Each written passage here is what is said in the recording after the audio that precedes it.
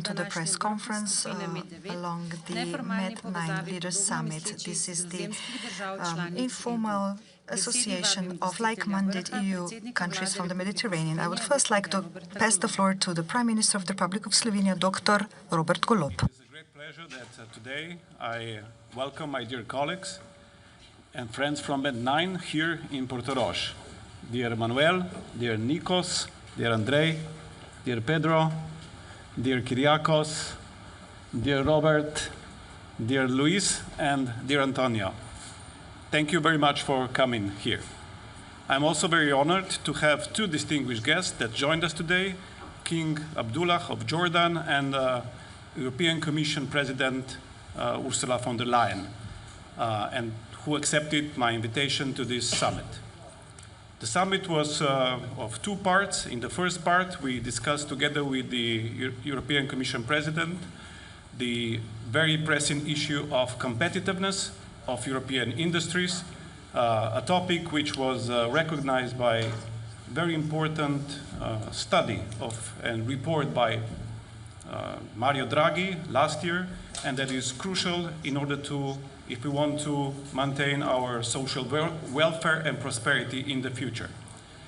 There are many topics when it comes to competitiveness, but to summarize, the bridging the innovation gap is something that we shall start working upon immediately by heavily investing in research and technology, but even more so in appropriate ecosystem in order to support the innovation coming from research to the economy. We also address the pressing issue of the energy infrastructure, but even more so importantly, the energy prices.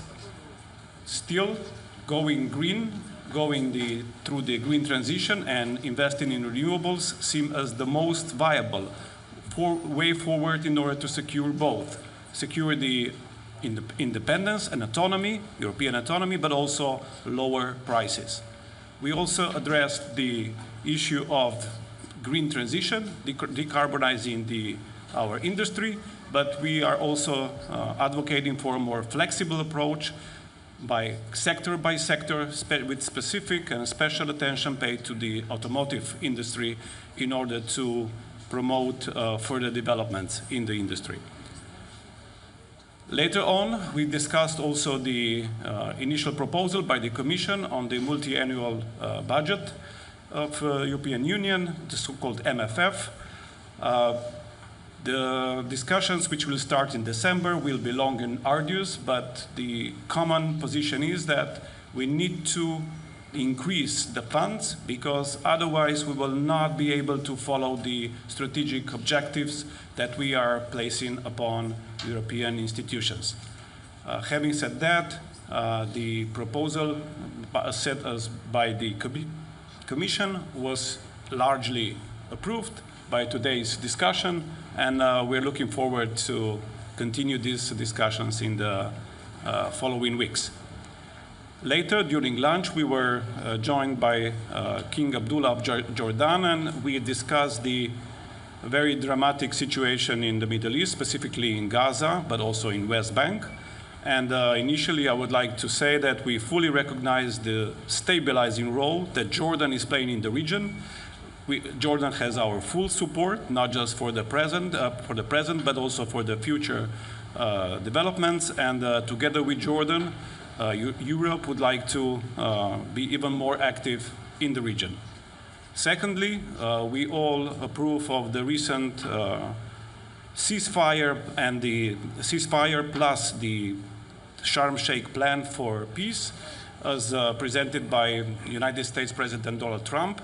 However, we would like to see the plan come to fruition in all terms, not just at the initial stage. In that regard, we discussed various concrete actions and measures where individual member states, but also we as a group, could support the further development, especially the further path to peace in the region.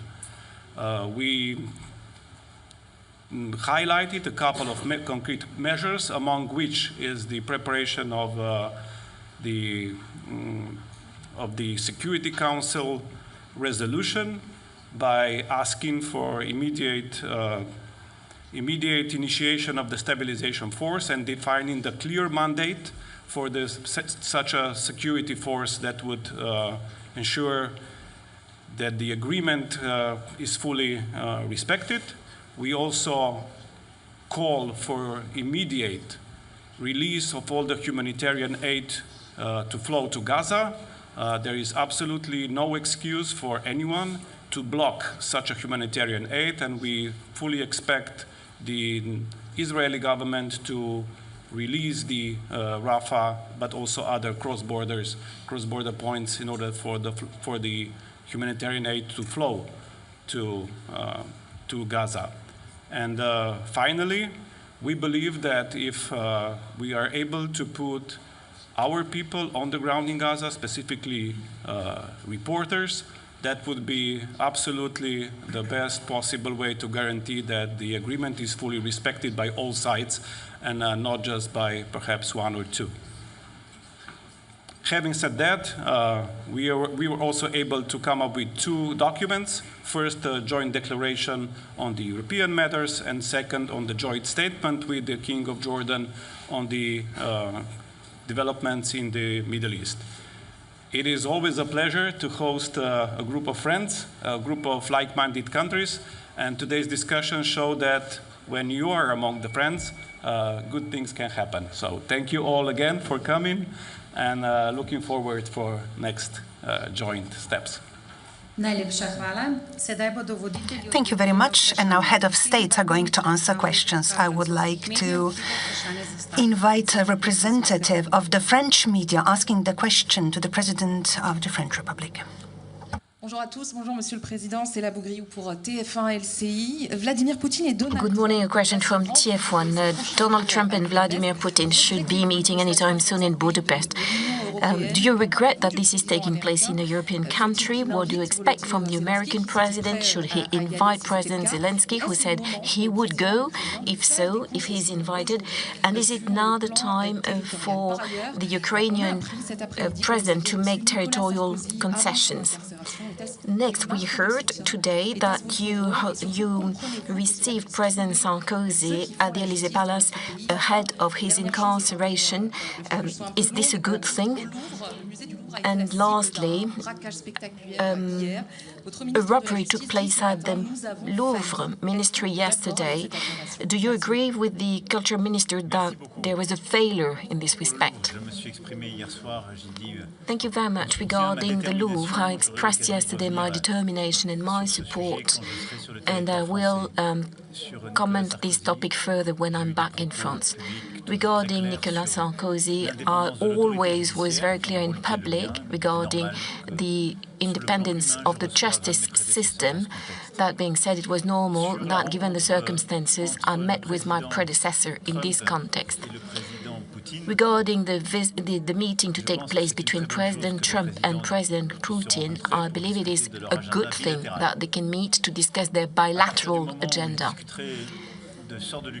Should they be discussing the fate of Ukraine, the Ukrainians should be sitting at the table. Should they be discussing European matters and the security of Europe, the Europeans should be at the table. That being said, we shall continue to support Ukraine, which is resisting in a very courageous way. They continue to fight and to produce, and on Friday a meeting of the Coalition of the Willing will take place. Some will attend in London, others by video link, and President Zelensky will be there.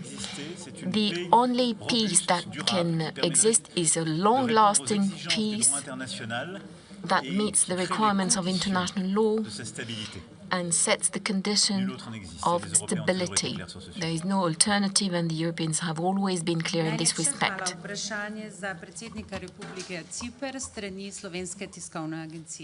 Thank you. Now STA for the President of the Cypriot Cyprus will government. be the next country to take over the rotating presidency of the EU Council.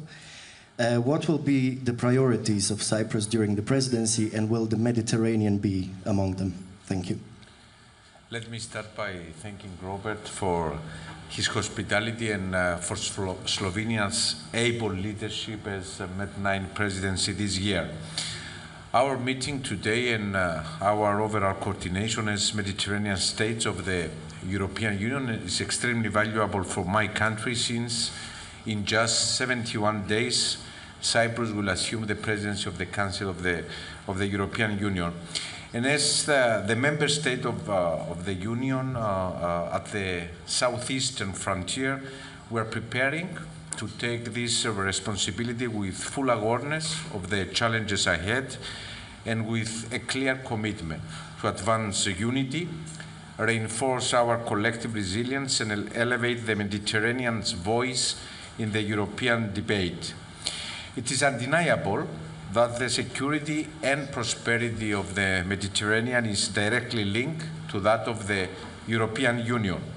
And an example of this is the situation in the Middle East, which is, of course, part of the Mediterranean and which directly affects developments in Europe in terms of security, in terms of migration, energy prices, and so on.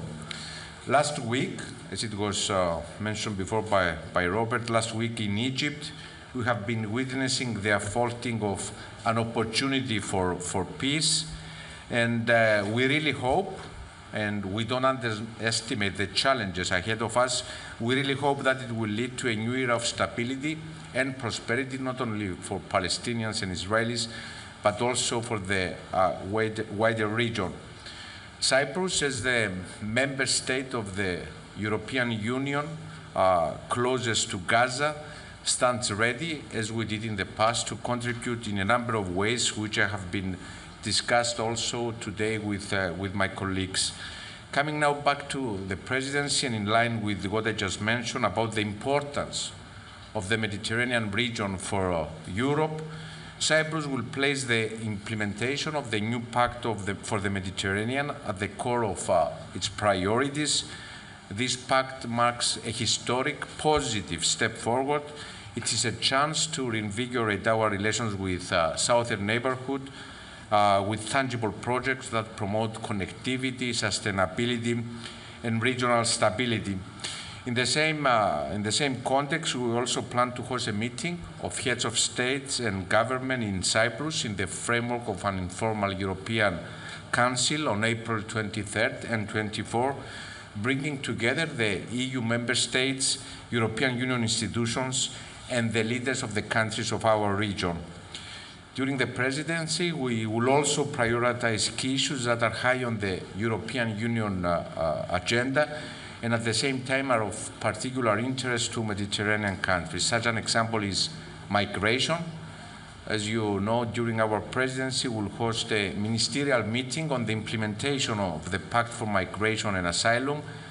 And at the same time, we must invest in partnership with countries of origin and transit, addressing the root causes, combating smuggling networks, and opening legal pathways that match labor market needs.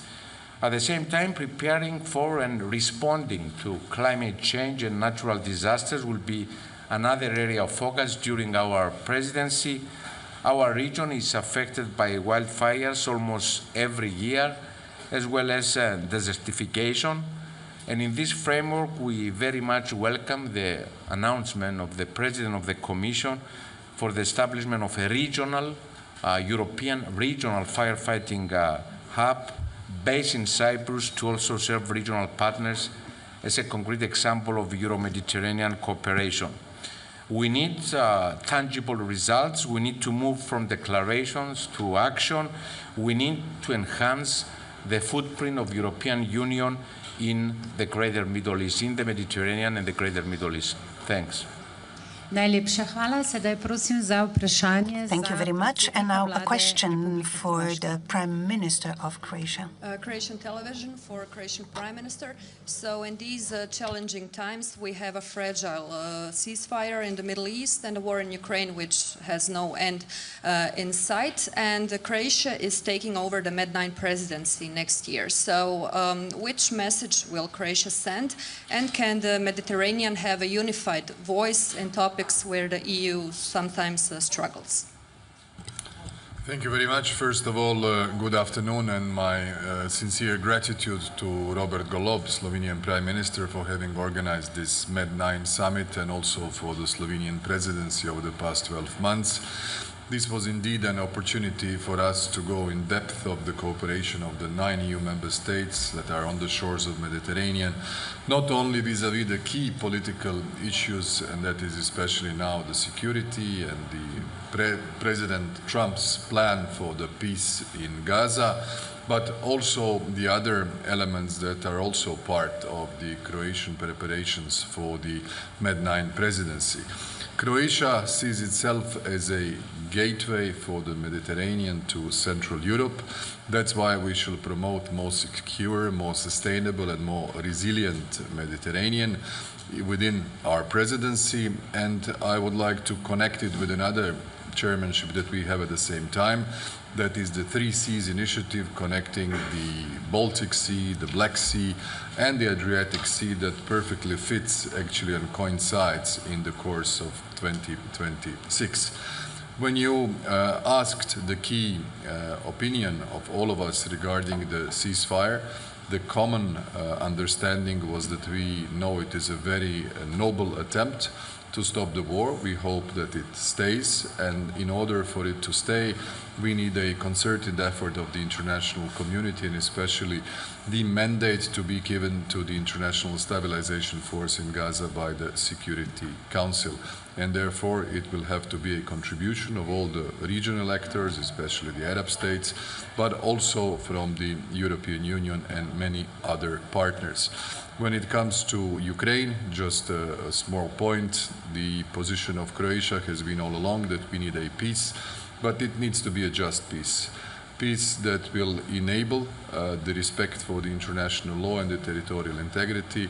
Unless that is kept as a main line of us as democracies, we shall be looking, whether we like it or not, for other similar situations where the stronger party, the aggressor, will wish to take territory also of other countries. That's why the attempts for peace are most welcome, but not any peace that will create negative precedents. Thank you.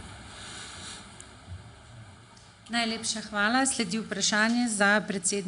you. Question for the Prime Minister of Spain. Thank you very much. Good afternoon. Prime Minister, about Gaza, after participating at the meeting in Egypt at the ceremony for the signature on the peace treaty, what do you think about what will happen then with regard to the ceasefire? And do you think that the responsibility for what's happening is on one side or the other? Turning to other matters that you have been dealing with at this meeting, climate change and competitiveness, have you been able to bring up your proposal about putting a stop to the change in time when it's winter or summertime, that bi-yearly change from the clock? Do you think you will get sufficient support for the climate emergency funding will be considered to be a part of the budget, despite the fact that there is reluctance there? Let me talk about your first question. I think no matter what has happened or where the responsibility lies, it is important to go back to that position when that ceasefire was signed, so that we can, of course, move forward with all of the points in that agreement to be able to get that lasting and just peace in the Middle East. We would like the ceasefire to be respected, to hold. And also, there should be entry of humanitarian aid into Gaza. It is not yet guaranteed as it should be. And lastly, we want to make sure that we move towards that peaceful solution between Palestine and Israel, the two states. And as you've said yourself, we have put forward a proposal. It is the Environment and Energy Council that is looking at that proposal to end twice-yearly clock changes. And I believe there are a number of arguments that would vouch for that proposal. There's also a 2019 resolution from the European Parliament, which should be, of course, met and implemented. And all of the scientific studies, and as well as the the population, 84%, I think, believe of all of the population in the European Union is in favor of this. And then, as I said, scientific studies, more than 40 studies, have demonstrated that there is no sufficient energy saving here that would justify a measure like this. So no matter which kind of seasonal time you would like, the idea is to put an end to it because of science and because of the support. And of course, the European Parliament also supported this back in 2019. The last question. Look, I think the government of Spain has been absolutely clear on this. The argument that we have put forward about the euros, about the 2%, the GDP spending on defence, we are saying that 13% should be earmarked for everything to do with the climate emergency and civil protection, because adaptation policies have to address floods and the effects of climate change on the territory, the effects of the climate emergency. So going beyond your question here, I would say that Spain is absolutely clear on this point, that some of these policies should be covered as policies linked to security and defence, and that is what the government believes, and I think it's in agreement with the EU and NATO.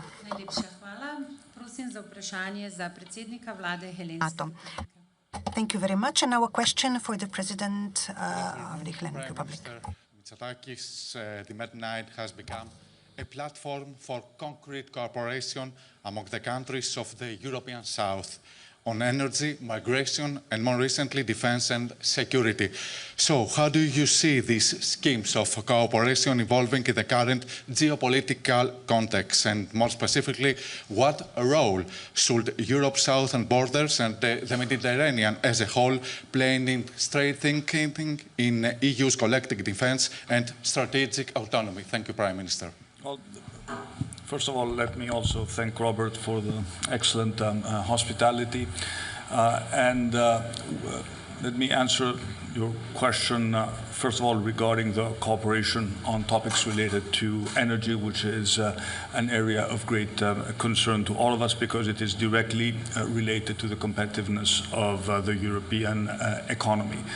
I think there's a general understanding that we need to move faster in terms of building a common European energy market, that we are still faced, especially the countries of Southeastern Europe, with the prices that are significantly higher than those that our other member states are actually paying, and that a greater integration of the energy markets through significant investments in interconnections and grids needs to be at the top of our priority when it comes to our common European energy strategy.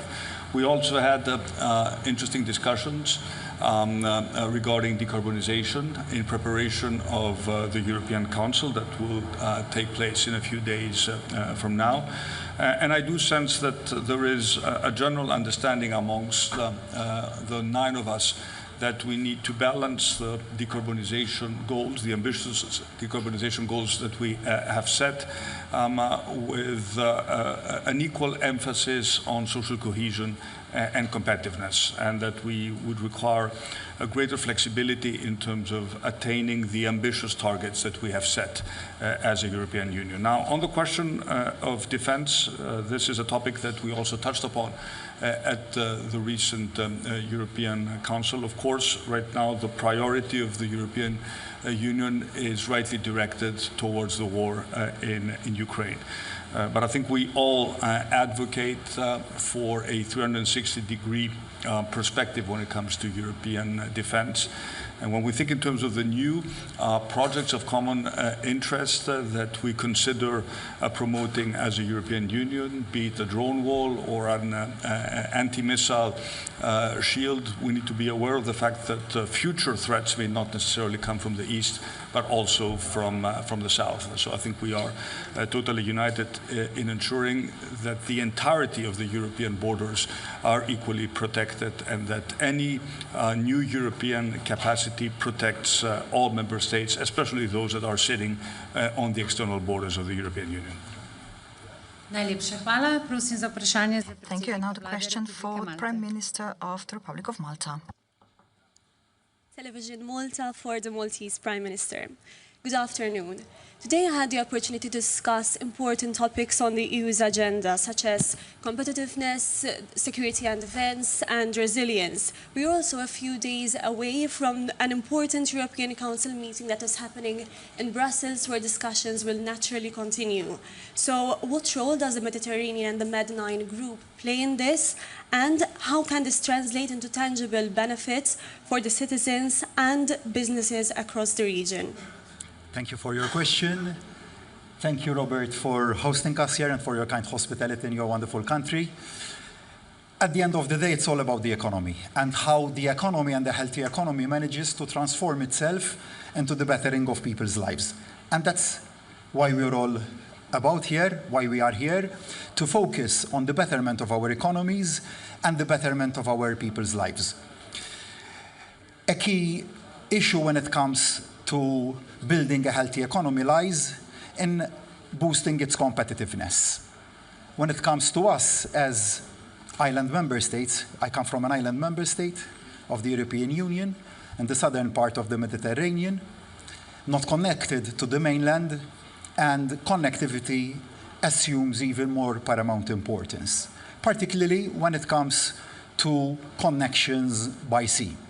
And that is why today I have discussed with my colleagues the importance of keeping the maritime sector within the European Union and within the Mediterranean healthy and not losing our competitiveness through overambitious climatic targets to our direct competitors. Of course, I'm all for the Green Deal, I'm all for reaching our ambitious climatic targets, but not at the expense of our economies, not by burdening our peoples or our businesses, but rather by getting their buy-in and motivating them to reach those targets in a fair way.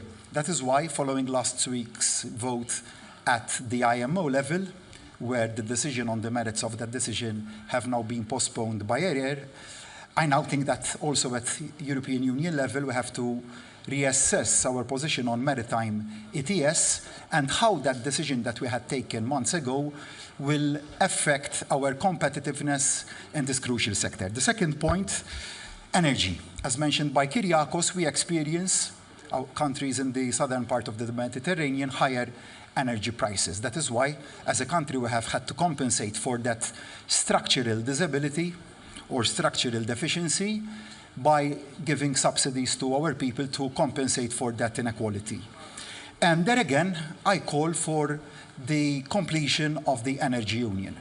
Us, as Malta, do not have a connection to the gas grid.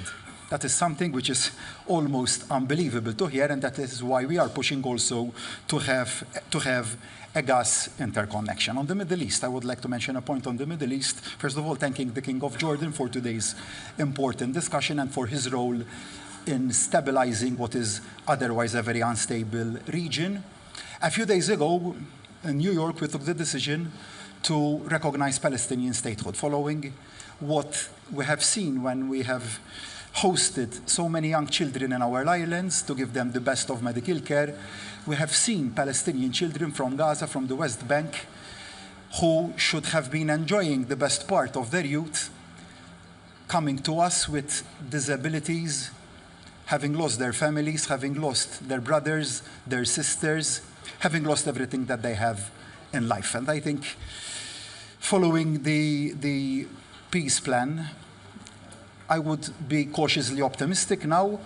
Obviously, the difficulties are still there, but we need to be united. And I think today's discussion showed a group of 9 leaders, definitely more united than they were in these last months.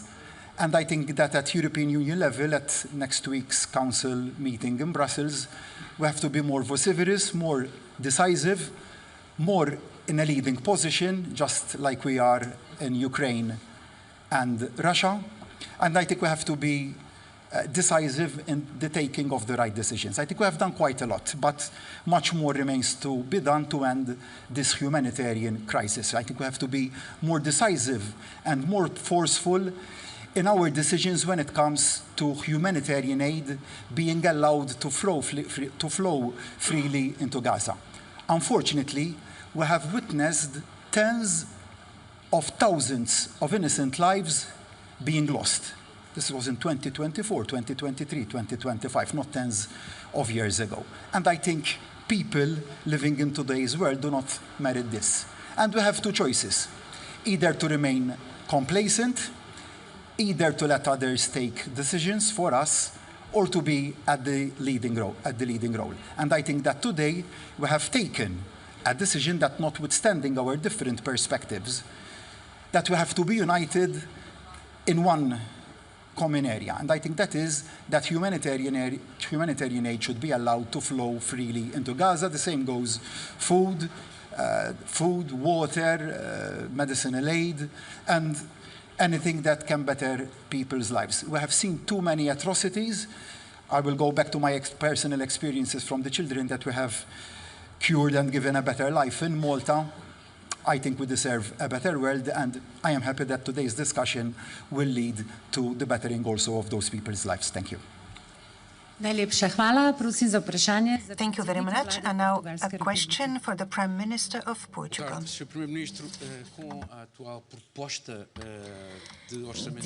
The proposal of European budget and the migration pressure is EU losing the glue where it used to be that holds the EU together. And what about the burqa that was vetted in Portugal and also on the seasonal hour? Do you agree? Well, thank you very much to Robert and Slovenia to welcome us and to greet Croatia that will hold the presidency next year. And also thank you for the confidence of all the colleagues for us to hold the coordination and presidency of this MED group in 2027. The question is Europe is facing a challenge. We need more wealth to have this social cohesion as a glue, as a cement, and to answer to the wishes of its citizens. We have to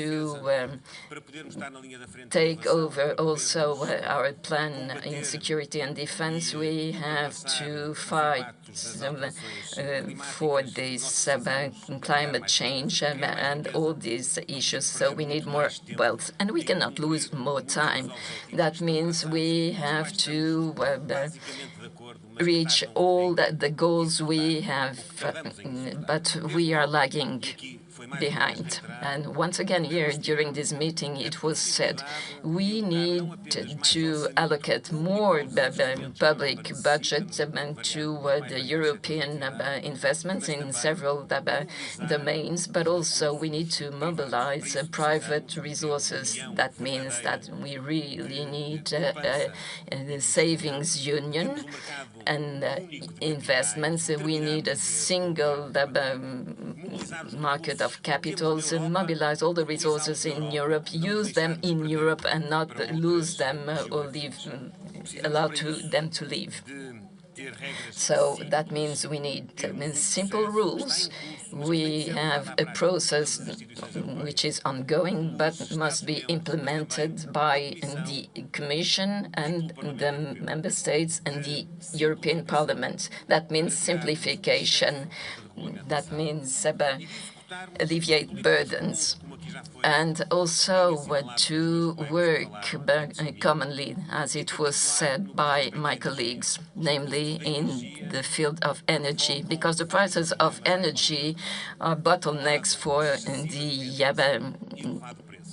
European economy. Dependency, we are less competitive, we don't have market shares, we have not the ability to affirm ourselves in the market. So we need to be more competitive in the energy sector, and we also have the ability to produce green energy.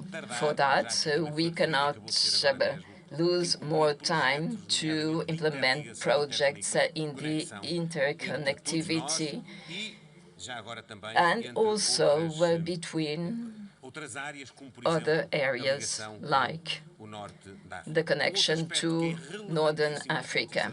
And another thing which is very important for social and economic cohesion, migrations, which is connected to competitiveness. We need human resources, we need workforce, but we only will be able to allocate resources to our economy if we have legal and regular migrations, if we are able to integrate properly and give hope to those that look for Europe to work. Because illegal migration must have a consequence going back. That means combat mafias, illegal trafficking, human trafficking. So we, as countries in the south, we believe it is important to implement the rules on immigrations because this will lead to more competitiveness and absorption in our labor markets for the workforce we need. And with the consequences that must be implemented for those that breach those rules. I would say that, and just to finalize the answer, we talked about the multi-annual financial framework and the debate from now on, and about the southern countries and the maintenance of political policies, CAP and cohesion policies, because this MFF opens new doors in defense competitiveness, but all the countries must have access to these mechanisms, because we must deliver, but to deliver we must have all the same opportunities, and the countries, the southern countries must claim for their opportunities, for the big companies or the SMEs. We cannot allow that the big ones in Europe asphyxiate the SMEs, which are the core of our economies. And about internal questions, I have a clear opinion on the legislative debate in our Portuguese parliament. I would myself vote for the draft proposal on what you asked, the burqa, or the fact that people wear burqas or other kinds of things that would shadow their face, because it's a matter of respect, of individual respect, that is affecting the rights of others, namely in terms of security and perception of security. So whatever huge philosophic debates about smooth conception of life in our communities. Now the parliament can opt for its rule, but the principle is the proper one. So I hope that the legislative process will be completed. On the last question, winter and summer hour, of course, we have to deepen this. It was not dealt with by this meeting, but we will take the right decision. Thank you. Thank you. Now, question for the Foreign Minister of the Italian Republic.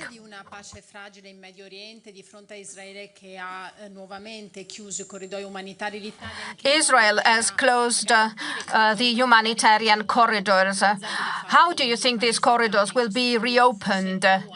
Italy has been penalized, maybe more than other countries, in providing humanitarian assistance. Now, thank you for your question. I want to thank Prime Minister Robert Golob for his hospitality in this beautiful village of Portorož. We feel at home here. And at the same time, I wish to welcome all Italian-speaking Slovenian citizens. And when I go back to Italy, I will certainly send my greetings to the Slovene-speaking Italians. And my best wishes to Andrej, Prime Minister of Croatia, who will have the presidency of this group. And again, Italians in Croatia, Italian-speaking population can use Italian in Croatia just as Croatians in Italy can use their language. What does this mean? After what seemed to be a fracture after the Second World War, today Italy, Slovenia and Croatia work together. We sign documents together. We work hand in hand thanks to the European Union. When we want peace, peace can be achieved. What seemed to be unsurmountable fractures were overcome, and now we are friends.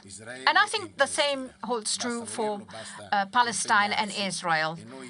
But we have to commit ourselves, and we Italians are doing everything we can to implement all aspects, all components of the peace plan put forward by the US. We also participate in the reconstruction meeting that will be held in Egypt, which we also contribute to organize. As for humanitarian assistance, today there is a mission of our Foreign Affairs Ministry.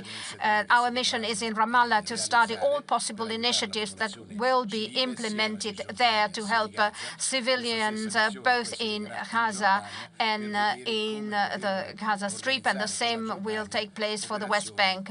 We will also work with Jordan to help the civilians in the area with the help of our civil protection services. The first thing we need is humanitarian assistance. Over the next few days, we will have more relief supplies sent there, thanks to the maritime corridor that Cyprus has created. We have already sent 2,500 tons of relief supplies. The first emergency has to do with food, and then we will have to work to create the future Palestine. On Thursday, the Minister for University and Research, Mrs. Bernini, will be in Amman to accompany 150 Palestinian students coming to Italy. They are going to be trained and study in Italy, and they will become the new ruling class of Palestine. So we continue to work based on these projects so as to alleviate the suffering of the civilian population there through what we have called university corridors. We will also treat children in our hospitals, and their families will travel with them. Italy, together with other countries and other Muslim countries, has welcomed the highest number of refugees from Palestine, and especially from Gaza. And we will treat these young children. We will also involve a private hospital, not just public ones. And we will continue to work with Italian hospitals in Jordan and Egypt. It's going to be 360 commitment for Italy. I think we all have to fight for peace. We have put forward a resolution at the United Nations on the Olympic truce for the Olympic Winter Games, Milano Cortina, that we will host next year. We want to convey a message of peace, and we hope we can rely on the support of all countries for this important peace initiative. And I think this is a message. We start with a truce, and then we move on towards peace, not just in the Middle East, but also in Ukraine and in Sudan. We don't talk a lot about Sudan, but we have humanitarian tragedies there as well. I think we can all work together. The fact that there are so many European countries here willing to convey a message of peace means that we can achieve peace. This is what we did after the Second World War, after so many years of fighting. And I believe that thanks to our new strategy for the Middle East, we will finally be able to have a peace, and we will finally be able to defend those who support wars and conflicts. Of course, we will have to work for stabilizations, because you have to reconstruct. You can reconstruct a country without stabilizations. We've already said, I was talking to the President of the Commission today, we are ready to send other Carabinieri armed forces at the crossing border of Rafah to contribute to monitor that border crossing connecting the area with Egypt. If necessary, we will also send other Carabinieri in Jericho to train the armed forces and the police forces of the Palestinian National Authority. If there's going to be a peacekeeping force there under the aegis of the United Nations, we are ready to do our utmost and to participate. But it depends on the United Nations, and for us, however, the peace in the Middle East is a priority. We hope to be heard. We hope that everyone will copy what Italy, Slovenia and Croatia did in the past. Thank you. Slovenia National TV for Slovenian Prime Minister. So you mentioned the importance of media reporting from Gaza. Have you today discussed about any concrete steps as to how reporters should be returned to Gaza? And are you going to talk about that with other European leaders? And now, Western Bank, how do MED9 countries comment on Israeli violations of international law and UN resolutions? A lot has been said on this today. We still don't have any specific conclusion, but what we all agree on is that we have to act through the United Nations. This is the best possible channel. A resolution is being prepared, and it will include the security aspect in particular. This is a prerequisite for reporters to find a way to go back to Gaza. I think that in the next days and weeks, we'll have to work with all allies, including the US, so that this sort of resolution that will support American president's peace plan, so that it is also voted, and so that we will then be able to say that international forces can finally enter Gaza. Until that happens, it will not be secure for the media to go to Gaza. So the sequence should be very clear, and I believe that the United Nations are the right path. This concludes the press conference. Thank you very much.